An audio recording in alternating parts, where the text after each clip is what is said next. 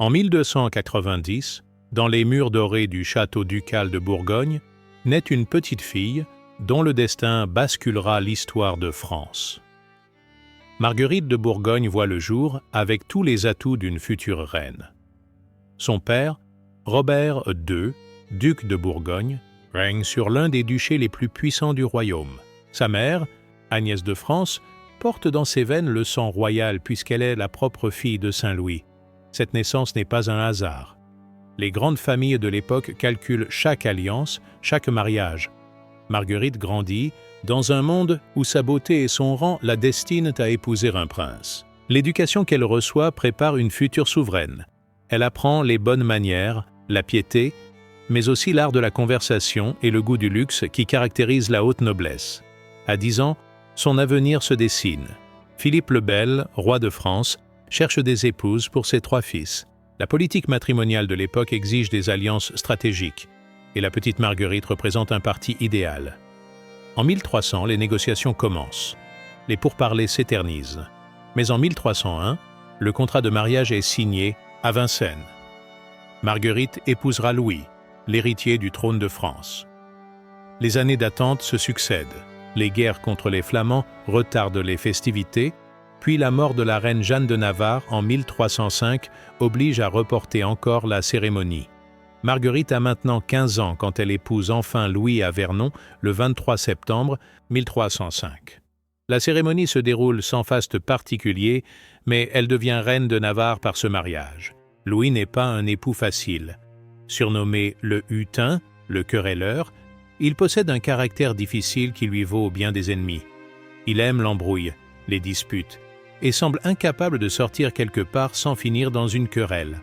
Cette énergie belliqueuse ne se retrouve malheureusement pas dans sa vie conjugale, car il délaisse rapidement sa jeune épouse. Marguerite se retrouve donc seule dans ce monde de la cour, entourée de ses belles-sœurs qui partagent le même sort. Jeanne et Blanche de Bourgogne, cousines de Marguerite, ont épousé les frères de Louis, Philippe et Charles. Les 3 jeunes femmes, toutes dans la vingtaine, forment un trio inséparable qui égaye la cour de leur rire et de leur joie de vivre. Elles passent leurs journées ensemble, organisent des fêtes, reçoivent des invités dans les appartements royaux. La tour de Nesle, résidence parisienne, devient leur lieu de prédilection.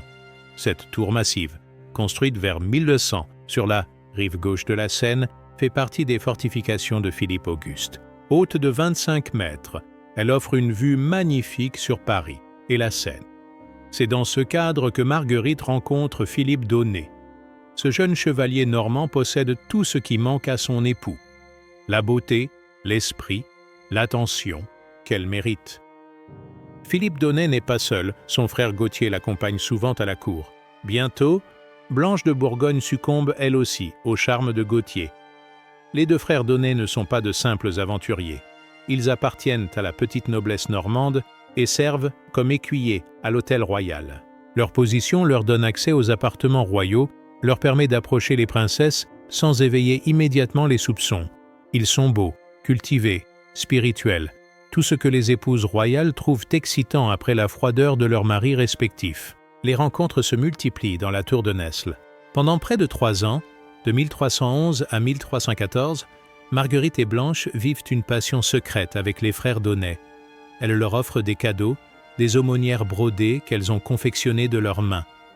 Ces petites bourses, portées à la ceinture, deviennent les symboles de leur amour clandestin.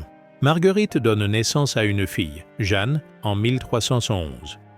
Cette naissance complique la situation car désormais, la légitimité de l'enfant pourra être remise en question si l'adultère de la mère est découvert. Mais rien ne semble pouvoir arrêter la passion qui unit Marguerite à Philippe d'Aunay. Au début de l'année 1314, Édouard II, roi d'Angleterre, arrive en visite officielle en France. Il accompagne sa jeune épouse, Isabelle de France, fille de Philippe le Bel. Cette femme intelligente et observatrice va jouer un rôle déterminant dans le déclenchement du scandale. Isabelle remarque immédiatement l'atmosphère étrange qui règne à la cour. Des rumeurs circulent depuis longtemps sur la conduite de ses belles-sœurs, mais personne n'ose en parler ouvertement. L'occasion se présente lors d'un banquet donné en l'honneur du couple royal anglais. Ce soir-là, Isabelle observe attentivement l'Assemblée quand son regard tombe sur deux jeunes chevaliers, Philippe et Gauthier d'Aunay. Elle reconnaît immédiatement les aumônières qu'ils portent à leur ceinture. Ces petites bourses brodées, elle les a vues entre les mains de ses belles-sœurs quelques mois plus tôt. Mieux encore, elle sait qu'elle les a elle-même offertes à Marguerite, Jeanne et Blanche lors de leur dernière rencontre. Comment ces objets personnels, ces cadeaux intimes, ont-ils pu se retrouver entre les mains de deux hommes? Pour Isabelle, une seule explication est possible. Ses belles-sœurs entretiennent des relations avec ses chevaliers. Elle n'hésite pas une seconde et va immédiatement trouver son père. Philippe le Bel écoute sa fille avec attention. Le roi, surnommé le Bel pour sa prestance, mais aussi le roi de fer pour son inflexibilité, ne peut tolérer un tel affront. Sa réputation, celle de sa dynastie, l'avenir même du royaume sont en jeu. Il ordonne immédiatement une enquête discrète. Guillaume de Nogaret, fidèle conseiller du roi, se charge de l'affaire. Les frères d'Aunay sont arrêtés dans la nuit et conduits dans les cachots du Louvre. La torture commence immédiatement. Les bourreaux du roi connaissent leur métier, et peu d'hommes résistent longtemps à leur méthode. Philippe d'Aunay tient bon d'abord, mais la douleur finit par le briser. Il avoue sa liaison avec Marguerite de Bourgogne. Son frère Gauthier ne tarde pas à suivre. Oui, il couche avec Blanche depuis 3 ans. Oui, ils se retrouvent dans la tour de Nesle. Oui, ils ont reçu ces aumônières de leur maîtresse. L'aveu des frères d'Aunay déclenche la colère terrible de Philippe le Bel. Dans la nuit, ces hommes d'armes arrêtent les 3 belles filles du roi. Marguerite, Jeanne et Blanche sont tirées de leur lit et conduites dans les geôles royales. Le traitement qu'elles subissent ne correspond plus à leur rang. Elles sont traitées comme de vulgaires criminels. L'enquête se poursuit. Sous la torture, de nouveaux détails émergent. Les amants racontent leur rencontre dans la tour de Nesle, les cadeaux échangés, les promesses d'amour. Le scandale prend des proportions énormes quand la cour l'apprend. Les rumeurs se multiplient, s'amplifient. Ce qui n'était que de l'adultère devient, dans les récits colportés, des orgies monstrueuses. Le 19 avril 1314, la justice royale rend son verdict. Philippe et Gauthier d'Aunay sont condamnés à mort pour crime de lèse-majesté. Leur exécution à Pontoise dépasse en horreur tout ce que l'époque a connu. Ils sont d'abord roués, leurs os brisés un à un, puis écorchés vifs, la peau arrachée par lambeaux, émasculés ensuite, leurs parties génitales tranchées devant la foule hurlante. Ce n'est pas fini. Les bourreaux versent du plomb fondu sur leurs plaies béantes, traînent leurs corps mutilés derrière des chevaux dans les rues de Pontoise. Enfin, ils les décapitent et pendent leurs cadavres au gibet par les aisselles. Cette exécution barbare, même pour l'époque, montre l'ampleur de la colère royale. Pour les princesses, les sentences varient selon leur degré de culpabilité. Jeanne de Bourgogne, reconnue complice mais innocente d'adultère, est emprisonnée au château de Dourdan. Elle sera finalement acquittée en décembre 1314 et reprendra sa place à la cour. Marguerite et Blanche subissent un sort plus cruel. Elles sont tondues, leurs cheveux coupés en signe d'infamie. Revêtues de robes de bure grossières, elles sont conduites dans un chariot recouvert de drap noir jusqu'au château Gaillard, en Normandie. Château Gaillard, cette forteresse construite par Richard Cœur de Lion, devient la prison de Marguerite de Bourgogne. Elle occupe une cellule au sommet du donjon, ouverte à tout vent. Les conditions de détention sont atroces. Le froid, l'humidité, l'isolement complet. Elle qui aimait le luxe, les fêtes, la compagnie, se retrouve seule face à ses remords. Blanche, elle, est enfermée dans les parties basses du château, dans un cachot enfoncé dans la terre selon les chroniques. Ces conditions sont un peu moins pénibles, ce qui lui permettra de survivre à cette épreuve. Marguerite ne reverra jamais sa famille, jamais sa fille Jeanne. Philippe le Bel meurt le 29 novembre 1314, emporté, selon certains, par le chagrin de ce scandale familial. Son fils, Louis X, devient roi de France, mais il refuse catégoriquement de libérer son épouse. Pour Louis, Marguerite représente tous ses problèmes.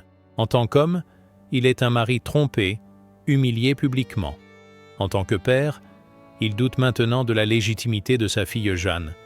En tant que roi, il ne peut se remarier et assurer sa descendance tant que Marguerite vit. L'Église, ne reconnaît pas l'adultère comme motif d'annulation du mariage. L'hiver 1314-1315 est particulièrement rigoureux. Dans sa cellule glacée, Marguerite s'affaiblit de jour en jour. Elle qui était si belle, si pleine de vie, dépérit lentement. Les mauvais traitements, le froid, l'isolement ont raison de sa santé. Le 30 avril 1315, on trouve Marguerite morte dans sa cellule. Les circonstances de ce décès restent mystérieuses. La chronique officielle parle de maladie, d'épuisement dû aux conditions de détention. Mais des rumeurs persistent. Elle aurait été étranglée sur ordre de Louis X pour lui permettre de se remarier rapidement. La mort de Marguerite libère Louis X, qui épouse Clémence de Hongrie le 19 août 1315. Le roi espère enfin avoir un héritier mâle qui consolidera sa dynastie. Mais le destin en décide autrement. Louis X meurt brutalement le 5 juin 1316 après avoir bu du vin glacé lors d'une partie de jeu de paume à Vincennes. Clémence de Hongrie est enceinte. Le 15 novembre 1316, elle donne naissance à un fils, Jean Ier dit, le posthume. L'espoir renaît. La France a enfin un roi légitime. Mais l'enfant ne vit que 5 jours. Sa mort, si soudaine, alimente les rumeurs d'empoisonnement. Qui a intérêt à éliminer ce bébé roi? Philippe de Poitiers, frère de Louis X, et régent du royaume. Avec la mort de Jean Ier, la succession devient problématique. Qui doit hériter du trône? Logiquement, Jeanne, fille de Louis X, et Marguerite de Bourgogne devraient succéder à son demi-frère. Mais l'adultère de sa mère jette un doute sur sa légitimité. Est-elle vraiment la fille de Louis X ou celle de Philippe d'Aunay? Les conseillers du royaume refusent de prendre ce risque. Ils invoquent un principe jusque-là inconnu en France, la loi salique. Selon cette loi, prétendument tirée des anciennes coutumes franques, une femme ne peut hériter de la couronne de France. Le prétexte avancé est qu'elle pourrait apporter le royaume en dot à son époux étranger. Cette justification est douteuse. Dans d'autres royaumes européens, Navarre, Espagne, Angleterre, les femmes peuvent parfaitement hériter du trône en l'absence d'héritier mâle. Mais en France, l'adultère de Marguerite de Bourgogne change tout. Par sa faute, une loi nouvelle exclut définitivement les femmes de la succession royale. Philippe de Poitiers devient ainsi Philippe V le Long. Mais la malédiction continue. À sa mort en 322, il ne laisse que des filles.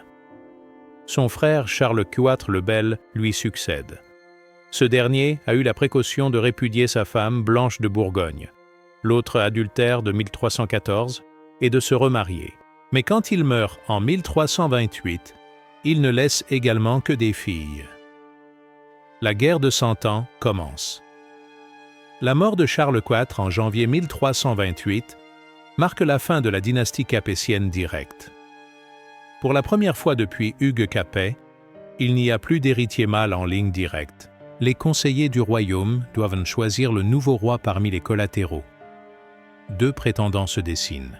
Philippe de Valois, cousin des derniers rois par son père, Charles de Valois, frère de Philippe le Bel, et Édouard III d'Angleterre, petit-fils de Philippe le Bel par sa mère Isabelle de France, celle-là même qui avait dénoncé l'adultère de ses belles-sœurs. En vertu de la loi salique nouvellement établie, Édouard III ne peut prétendre au trône puisqu'il descend des rois de France par les femmes. Philippe de Valois devient Philippe VI de France. Mais Édouard III ne l'entend pas de cette oreille. Il considère que sa proximité de sang avec Philippe le Bel lui donne plus de droits que Philippe de Valois. Robert d'Artois attise le conflit. Ce seigneur, banni de France pour ses intrigues, s'exile en Angleterre et pousse Édouard III à revendiquer la couronne française. Il lui explique que la loi salique n'est qu'un prétexte inventé pour l'écarter du trône. Si Marguerite de Bourgogne n'avait pas commis l'adultère, sa fille Jeanne aurait pu hériter du royaume. Et sans cette loi salique, Édouard III serait aujourd'hui roi de France. Les arguments de Robert d'Artois convainquent Édouard III. En 1337, il revendique officiellement la couronne de France. Philippe VI refuse évidemment de la lui céder. C'est le début de la guerre de Cent Ans, ce conflit titanesque qui va ravager la France pendant plus d'un siècle. Ainsi, l'adultère d'une jeune femme de 24 ans déclenche la plus longue guerre de l'histoire européenne. Si Marguerite de Bourgogne n'avait pas trompé son époux, toute l'histoire de France aurait été différente. Elle aurait pu donner des fils à Louis X, assurant la continuité de la dynastie capétienne directe, ou bien sa fille Jeanne aurait hérité du trône en l'absence d'héritier mâle. Dans ce scénario alternatif, la loi salique n'aurait jamais été invoquée. À la mort de Charles IV, sa fille aînée serait devenue reine de France. Édouard III n'aurait eu aucun prétexte pour revendiquer la couronne française. La guerre de 100 ans n'aurait pas eu lieu. Mais l'histoire ne connaît pas les scies. La passion de Marguerite pour Philippe d'Aunay a des conséquences dramatiques. Elle provoque l'établissement de la loi salique, qui écarte définitivement les femmes du trône de France. Cette loi, inventée pour justifier l'exclusion d'une possible bâtarde, devient un principe fondamental de la monarchie française. Elle déclenche aussi la guerre de 100 ans. Édouard III base ses revendications sur l'injustice de cette loi salique. Il argue que si les femmes pouvaient transmettre des droits au trône, sa mère Isabelle lui aurait légué ceux de Philippe le Bel. Cette guerre terrible va affaiblir la France pendant des générations. L'ironie du sort veut que Marguerite, en cherchant l'amour auprès de Philippe d'Aunay, détruise l'avenir de toutes les femmes de France. Par sa faute, aucune femme ne pourra plus jamais prétendre au trône français. Elle qui voulait vivre, sa passion librement forge les chaînes qui enfermeront ses descendantes. Le scandale de la tour de Nesle marque profondément les esprits de l'époque. Les chroniqueurs s'emparent de l'affaire et la transforment progressivement en légende noire. Ce qui n'était que de l'adultère devient, au fil des récits, une histoire d'orgies monstrueuses et de meurtres en série. La légende prétend que Marguerite et ses complices attiraient leurs amants dans la tour de Nesle, les séduisaient, puis les assassinaient et jetaient leurs corps dans la Seine. Cette version fantasmée n'a aucun fondement historique, mais elle perdure dans l'imaginaire collectif. Au XIXe siècle, Alexandre Dumas s'empare de cette légende pour écrire « La tour de Nesle », un mélodrame sanglant qui connaît un succès retentissant. Cette pièce de théâtre, créée en 1832, amplifie encore la réputation sulfureuse de Marguerite de Bourgogne. Elle en fait une reine sanguinaire qui tue ses amants par plaisir. Maurice Druon, dans sa saga Les Rois Maudits, s'inspire également de cette histoire. Il fait de Marguerite un personnage complexe, victime de ses passions, mais aussi de la cruauté de son époque. Son adaptation télévisée dans les années 1970 popularise cette vision de la reine adultère. Mais au-delà de la légende, que savons-nous vraiment de Marguerite de Bourgogne?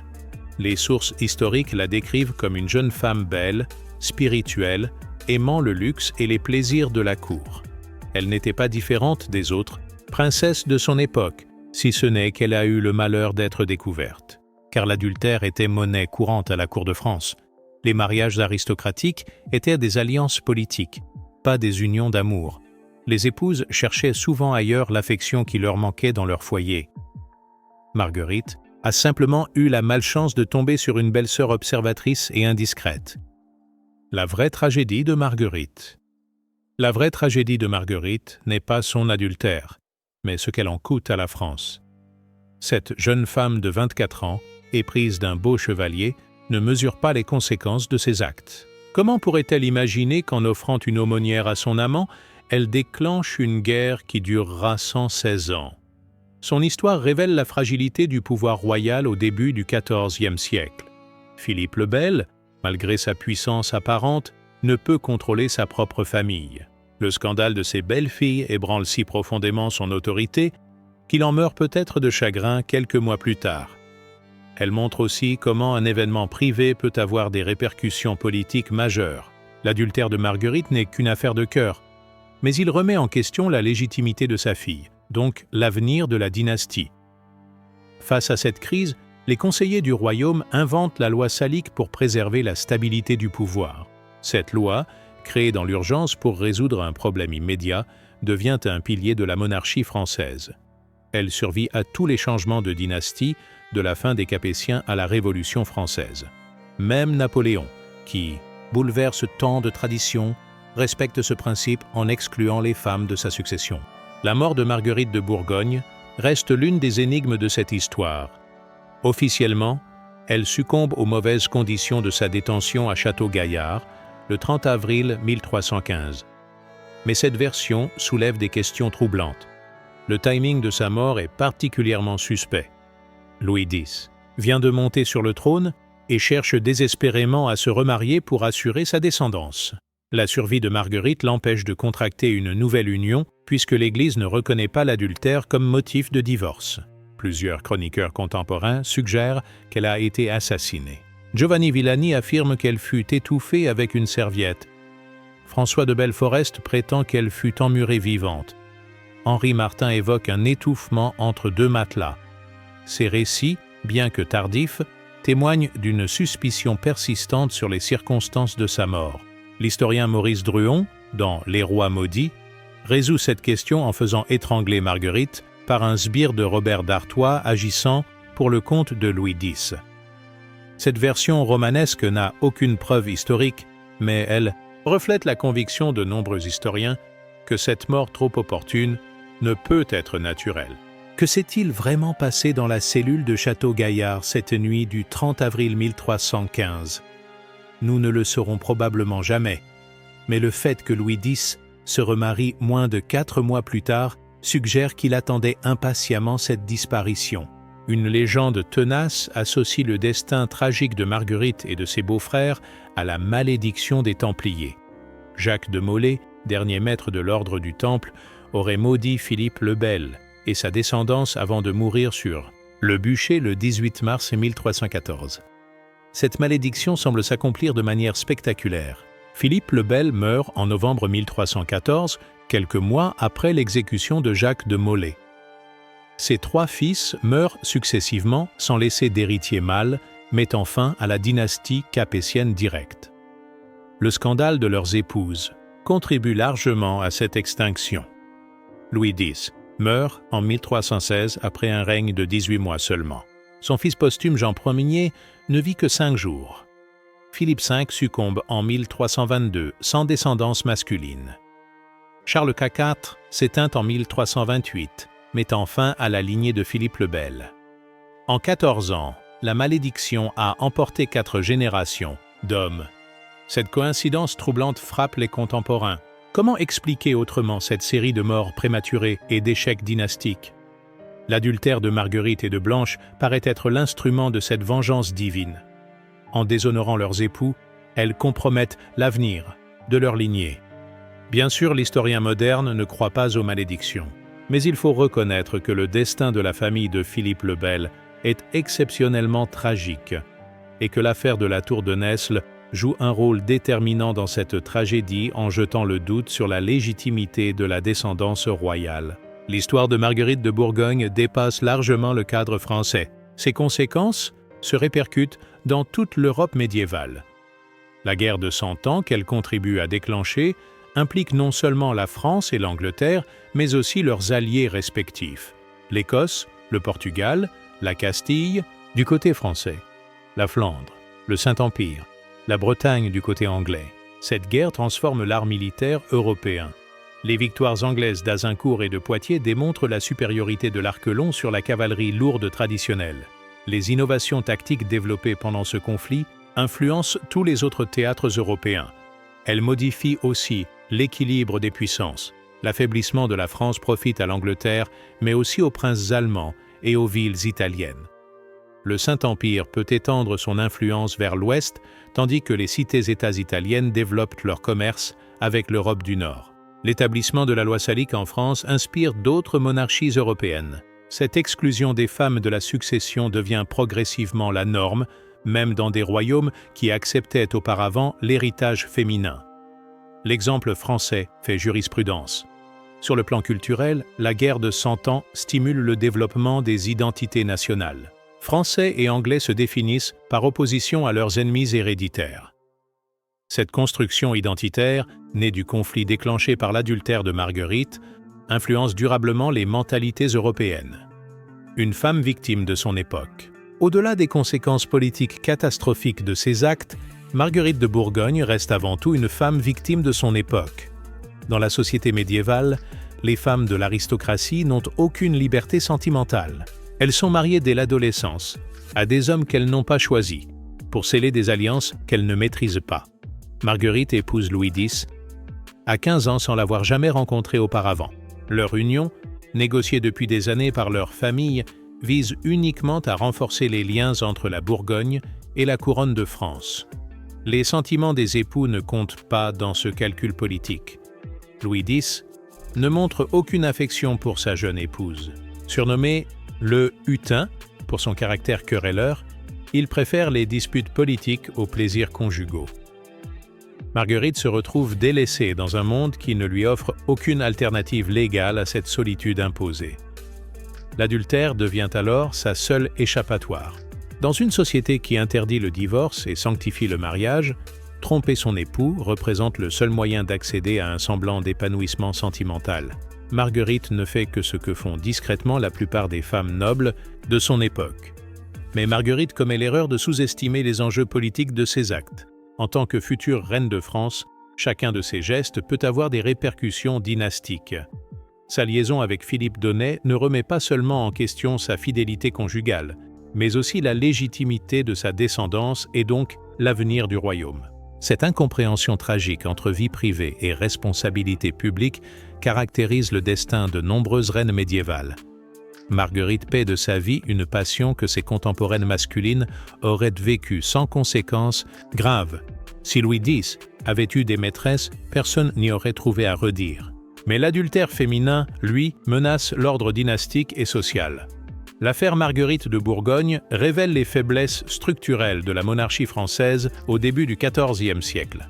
Philippe le Bel, malgré sa réputation de souverain inflexible, ne parvient pas à contrôler sa propre famille.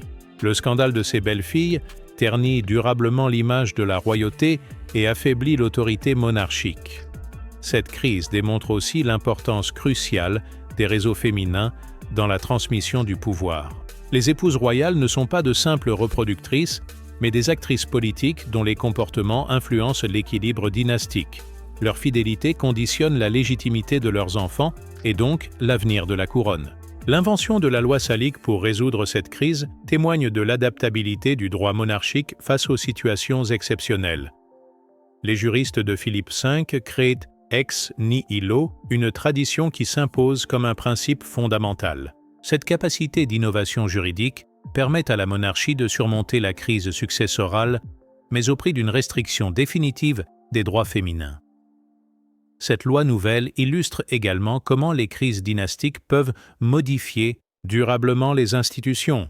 Ce qui naît comme une solution d'urgence devient une règle intangible. La loi salique, inventée pour exclure une possible bâtarde, survit pendant des siècles comme principe constitutionnel de la monarchie française. La fille de Marguerite et Louis X, Jeanne, subit toute sa vie les conséquences de l'adultère maternel. Née en 1311, elle grandit sous le soupçon permanent de bâtardise, son père Louis X, mais longtemps avant de la reconnaître officiellement, et même alors, des doutes persistent sur sa paternité réelle. L'établissement de la loi salique la prive définitivement du trône de France. En temps normal, elle aurait pu succéder à son demi-frère Jean Ier. Mais l'adultère de sa mère rend cette succession impossible. Les grands du royaume préfèrent confier la couronne à Philippe V plutôt qu'à une héritière de légitimité douteuse. Jeanne ne récupère qu'une partie de ses droits en devenant reine de Navarre en 1328. Ce royaume, héritage de sa grand-mère Jeanne Hire, lui revient enfin après de longues négociations. Mais elle règne sur un territoire réduit, vassal de la France, loin de la puissance qu'aurait représentée la couronne française. Son mariage avec Philippe d'Évreux, comte d'Évreux, scelle définitivement son exclusion du trône français. Ce prince, proche parent de la famille royale, accepte de l'épouser malgré les doutes sur sa naissance. Mais cette union confirme qu'elle ne prétendra plus jamais à la succession française. Jeanne de Navarre vit donc dans l'ombre de sa mère. Elle porte toute sa vie le poids de l'adultère maternel, cette faute qui l'a privée du plus grand royaume d'Europe. Son destin illustre cruellement comment les erreurs des parents retombent sur les enfants dans une société obsédée par la légitimité dynastique. La transformation du modèle royal. L'affaire de la tour de Nesle marque un tournant dans la conception de la fonction royale. Avant ce scandale, les souverains français toléraient une certaine liberté de mœurs dans leur entourage. Les cours médiévales acceptaient les liaisons extraconjugales comme un aspect normal de la vie aristocratique. Après 1314, cette tolérance disparaît. les rois suivants exercent un contrôle strict sur la moralité de leur famille. Ils comprennent que le comportement de leurs proches peut compromettre leur légitimité et celle de leur descendance. La royauté développe un idéal de vertu familiale qui devient central dans sa propagande. Cette évolution transforme aussi le rôle des reines. Elles ne sont plus seulement des épouses et des mères, mais des gardiennes de l'honneur dynastique. Leur conduite irréprochable devient une obligation politique autant que morale. La moindre faiblesse peut déclencher une crise majeure. Philippe V, Charles IV, puis leurs successeurs valois imposent à leurs épouses un mode de vie exemplaire. Les reines vivent désormais sous surveillance constante, entourées de dames de compagnie choisies pour leur vertu. Cette surveillance transforme la cour en un espace moralisé où la moindre indiscrétion peut avoir des conséquences dramatiques. Ce nouveau modèle royal influence l'ensemble de l'aristocratie européenne. Les autres cours adoptent progressivement ces exigences morales renforcées. L'exemple français fait école, transformant les standards comportementaux de l'élite européenne. Le scandale de 1314 modifie durablement les relations entre la France et ses voisins. Isabelle de France, l'instigatrice de l'enquête, retourne en Angleterre avec une réputation ternie. Ses compatriotes français lui reprochent d'avoir dénoncé ses belles-sœurs, même si elles ne faisaient que révéler la vérité. Cette animosité complique sa position à la cour anglaise. Édouard II, son époux, ne lui fait déjà pas confiance à cause de ses origines françaises. L'affaire de la Tour de Nesle renforce cette méfiance et pousse Isabelle vers l'opposition. Elle finit par renverser son mari en 1326 avec l'aide de son amant Roger Mortimer. Cette instabilité anglaise profite initialement à la France. Philippe V et Charles IV n'ont pas à craindre d'intervention anglaise dans leurs affaires intérieures. Mais quand Édouard III monte sur le trône en 1327, il hérite de la rancœur de sa mère contre la famille royale française. Les accusations d'illégitimité lancées contre Jeanne de Navarre inspirent les revendications d'Édouard III. Si la fille de Louis X peut être écartée du trône pour bâtardise suspectée, pourquoi le petit-fils de Philippe le Bel ne pourrait-il pas revendiquer ses droits héréditaires? Cette logique juridique nourrit les prétentions anglaises sur la couronne française. L'affaire influence également les relations avec la Bourgogne. La famille ducale supporte mal le déshonneur infligé à Marguerite, leur parente. Cette rancœur alimente les tensions entre Paris et Dijon, préparant les conflits futurs entre Valois et Bourguignons pendant la guerre de Cent Ans, la révolution juridique de la loi salique. L'adoption de la loi salique en 1316 constitue une révolution juridique majeure dans l'histoire de France. Jusque-là, aucun texte ne prohibait explicitement l'accession des femmes au trône. La succession se faisait pragmatiquement, en fonction des circonstances et des rapports de force. Les juristes de Philippe V doivent inventer une légitimité historique à cette exclusion féminine. Ils exhument d'anciens textes francs, les interprètent de manière extensive, créent une tradition fictive mais crédible. Cette construction juridique témoigne de la sophistication intellectuelle des légistes royaux. La loi salique ne se contente pas d'exclure les femmes du trône, elle révolutionne toute la conception de la succession royale. Elle établit le principe de masculinité, mais aussi celui de primogéniture et d'inaliénabilité de la couronne. Ces règles transforment la monarchie française en un système successoral particulièrement rigide. Cette rigidité présente des avantages et des inconvénients. Elle évite les guerres de succession en fixant des règles claires, mais elle peut aussi conduire à des crises quand ces règles entrent en conflit avec les réalités politiques. La guerre de Cent Ans illustre parfaitement cette contradiction. L'influence de la loi salique dépasse largement les frontières françaises. D'autres monarchies européennes adoptent des principes similaires, inspirés par l'exemple français. Cette masculinisation progressive du pouvoir royal caractérise l'évolution politique de l'Europe médiévale tardive. Blanche de Bourgogne, l'autre princesse adultère, survit à son emprisonnement à Château-Gaillard. Ses conditions de détention, bien que pénibles, restent moins cruelles que celles de Marguerite. Elle occupe un cachot dans les parties basses du château, moins exposé aux intempéries que la cellule sommitale de sa belle-sœur. Quand Charles IV accède au trône en 1322, il fait transférer son épouse répudiée au château de Gavray, en Normandie. Blanche y bénéficie de conditions moins dures et obtient même l'autorisation de prendre l'habit religieux. Elle finit sa vie comme religieuse, expiant ses fautes passées dans la prière et la pénitence. Jeanne de Bourgogne, la troisième accusée, connaît un sort bien différent. Innocentée de l'accusation d'adultère, elle retrouve sa place auprès de Philippe V. Elle devient reine de France lors du sacre de son époux à Reims en 1317 et joue un rôle important dans le gouvernement royal. L'ironie veut que Philippe V lui offre en 1319 l'hôtel et la tour de Nesle, théâtre du scandale de 1314. Ce cadeau symbolique marque la réhabilitation complète de Jeanne et sa réconciliation avec la famille royale. Elle utilise intelligemment cette position pour promouvoir les arts et l'éducation. Robert d'Artois, le futur instigateur de la guerre de 100 ans, tire les leçons de cette affaire. Il comprend comment exploiter les faiblesses dynastiques pour déstabiliser le pouvoir royal. Ses futures intrigues s'inspirent directement des méthodes révélées par le scandale de 1314. Le procès de Marguerite et de ses complices marque une évolution importante dans la justice royale. Philippe le Bel applique avec une rigueur inédite les principes du crime de lèse-majesté. L'adultère avec une princesse royale devient un crime contre l'État, passible des peines les plus sévères. Cette criminalisation de l'adultère aristocratique transforme les rapports entre noblesse et royauté. Les grands seigneurs comprennent que leurs comportements privés peuvent avoir des conséquences juridiques majeures. La justice royale s'immisce désormais dans la sphère intime de l'aristocratie. L'usage de la torture pour obtenir les aveux des frères d'Aunay normalise cette pratique dans les procès politiques. Les règnes suivants recourent systématiquement à ces méthodes pour instruire les affaires d'État. Cette brutalisation de la justice renforce l'autorité royale par la terreur.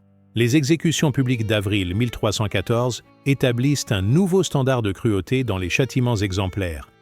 La mise à mort des frères d'Aunay dépasse en horreur les pratiques habituelles, même pour l'époque. Cette surenchère dans la violence pénale terrorise la noblesse et dissuade les velléités d'opposition. Cette théâtralisation de la justice royale influence durablement la culture politique française. Les souverains suivants comprennent l'importance du spectacle judiciaire pour asseoir leur autorité. La justice devient un instrument de propagande autant qu'un moyen de maintenir l'ordre. Au fil des siècles, l'histoire de Marguerite de Bourgogne se transforme en légende noire. Les chroniqueurs médiévaux, puis les auteurs modernes, amplifient progressivement les aspects scandaleux de l'affaire. La réalité historique disparaît sous les ajouts fictionnels successifs. Cette déformation mémorielle témoigne de la fascination exercée par les femmes de pouvoir transgressives. Marguerite devient l'archétype de la reine adultère, figure récurrente de la littérature européenne. Son histoire inspire des générations d'auteurs en quête de personnages sulfureux. La littérature romantique du XIXe siècle achève cette transformation. Alexandre Dumas fait de Marguerite une criminelle sanguinaire, qui assassine ses amants par plaisir. Cette version fantasmée s'impose dans l'imaginaire populaire et occulte définitivement la vérité historique. Cette falsification révèle les préjugés persistants sur la sexualité féminine. Marguerite devient le symbole de la femme fatale qui détruit tout sur son passage. Sa véritable tragédie, être victime des contraintes de son époque, disparaît derrière cette caricature misogyne. La réhabilitation historique moderne tente de rétablir la vérité sur ce personnage. Les historiens contemporains soulignent le caractère exceptionnel de la punition infligée à Marguerite et questionnent les motivations politiques de cette répression. Mais la légende noire résiste à ces efforts de clarification. L'affaire de la tour de Nesle aggrave durablement la condition des femmes nobles en France. La loi salique institutionnalise leur exclusion du pouvoir politique suprême. Mais au-delà de cette éviction juridique, le scandale transforme la perception sociale de la féminité aristocratique. Les femmes de la haute noblesse perdent la relative liberté dont elles jouissaient auparavant. Leur surveillance se renforce, leurs contacts se limitent, leurs activités se restreignent. La cour devient un espace carcéral déguisé où chaque geste est épié et interprété. Cette évolution touche particulièrement les reines et princesses du sang. Elles doivent désormais incarner un idéal de vertu impossible, sous peine de déclencher des crises politiques majeures. Leur marge d'autonomie se réduit drastiquement. Leur existence se ritualise. L'exemple de Marguerite sert d'épouvantail pour dissuader toute velléité d'émancipation féminine. Les moralistes de l'époque brandissent son sort tragique pour rappeler aux femmes les dangers de la transgression. Cette instrumentalisation pédagogique renforce l'ordre patriarcal. Paradoxalement, cette restriction des libertés féminines coïncide avec l'émergence de nouvelles formes de pouvoir féminin. Les reines développent une influence politique alternative, fondée sur la diplomatie, le mécénat, la dévotion. Elles contournent les interdits formels par des stratégies indirectes plus subtiles. L'établissement de la loi salique en France influence l'évolution constitutionnelle de l'Europe entière. D'autres monarchies adoptent des principes similaires, inspirés par l'exemple français. Cette masculinisation progressive du pouvoir royal transforme l'équilibre politique européen. L'Empire germanique renforce ses propres règles d'exclusion féminine, s'appuyant sur le précédent français. Les royaumes ibériques maintiennent plus longtemps l'héritage féminin, mais finissent par adopter des restrictions similaires. L'influence française s'étend progressivement à tout le continent. Cette évolution juridique accompagne une transformation plus générale des mentalités européennes. La fin du Moyen Âge voit se durcir les normes de genre dans l'aristocratie. Les rôles masculins et féminins se fichent en modèles rigides qui perdureront pendant des siècles. La guerre de Cent Ans, déclenchée indirectement par l'affaire Marguerite, accélère cette évolution. Le conflit renforce l'importance des qualités guerrières masculines et dévalue corrélativement les vertus féminines traditionnelles. Les sociétés européennes se militarisent et se masculinisent. Cette transformation a des conséquences durables sur l'organisation sociale européenne. Elle retarde l'émergence des droits féminins de plusieurs siècles. La Renaissance et l'époque moderne héritent de ces blocages juridiques créés au XIVe siècle pour résoudre une crise dynastique française. L'histoire de Marguerite de Bourgogne révèle l'ironie cruelle du destin historique. Cette jeune femme qui cherchait simplement l'amour dans un mariage arrangé déclenche involontairement la plus longue guerre de l'histoire européenne. Sa quête personnelle du bonheur provoque le malheur de générations entières. Son adultère, fait banal dans l'aristocratie médiévale, prend des proportions exceptionnelles par ses conséquences politiques. Si elle avait épousé un simple seigneur provincial, ses infidélités seraient restées anecdotiques. Mais en tant que future reine de France, chacun de ses actes acquiert une dimension dynastique explosive. Cette disproportion entre la cause et l'effet illustre la complexité des mécanismes historiques. Les grandes transformations politiques naissent parfois d'événements dérisoires. L'histoire ne suit pas une logique rationnelle, mais résulte de l'accumulation d'accidents et de malentendus. L'exemple de Marguerite montre aussi comment les structures sociales déterminent le destin individuel. En tant que femme noble du XIVe siècle, elle subit des contraintes qu'elle ne peut ni comprendre ni maîtriser. Sa tragédie personnelle révèle les contradictions d'une société en mutation. Son histoire continue de fasciner parce qu'elle condense les tensions fondamentales de son époque. Conflit entre amour et devoir, entre liberté individuelle et contraintes sociales, entre aspirations personnelles et exigences politiques. Marguerite incarne ces dilemmes éternels qui transcendent les époques. Marguerite de Bourgogne meurt dans l'anonymat d'une cellule de Château-Gaillard le 30 avril 1315. Elle a 25 ans. Cette jeune femme, qui voulait seulement vivre sa passion amoureuse, emporte dans la tombe un secret qui changera l'Europe. Sa fille Jeanne grandira dans l'ombre du soupçon, privée du plus grand trône d'Europe par l'adultère maternel. La loi salique, inventée pour l'exclure, survivra 6 siècles et déterminera l'évolution de la monarchie française. La guerre de 100 ans, née de cette exclusion, ravagera l'Europe pendant plus d'1 siècle. Ainsi, l'amour de Marguerite pour Philippe d'Aunay déclenche une chaîne de conséquences qui dépasse toute imagination. Cette liaison secrète de 3 ans provoque l'établissement d'une loi fondamentale, l'extinction d'une dynastie, le déclenchement d'une guerre interminable. Jamais adultère n'aura eu de suite aussi dramatique. L'histoire de Marguerite de Bourgogne rappelle que les actions privées peuvent avoir des répercussions publiques imprévisibles. Elle illustre la fragilité des équilibres politiques et la vulnérabilité des institutions face aux passions humaines. Elle montre enfin comment une femme, par sa simple recherche du bonheur, peut involontairement faire tomber 3 rois et ébranler un continent. Marguerite de Bourgogne reste la reine qui a fait tomber 3 rois, Louis X, mort sans descendance. Mal viable, Philippe V et Charles IV, contraints d'inventer une loi pour exclure sa fille du trône. Par son adultère, elle met fin à la dynastie capétienne directe et ouvre l'ère des Valois. Par sa faute, la France et l'Angleterre s'entre-déchirent pendant plus de 100 ans. Telle est la véritable histoire de Marguerite de Bourgogne, cette princesse au destin tragique qui voulait seulement être heureuse et qui, sans le savoir, changea le cours de l'histoire européenne.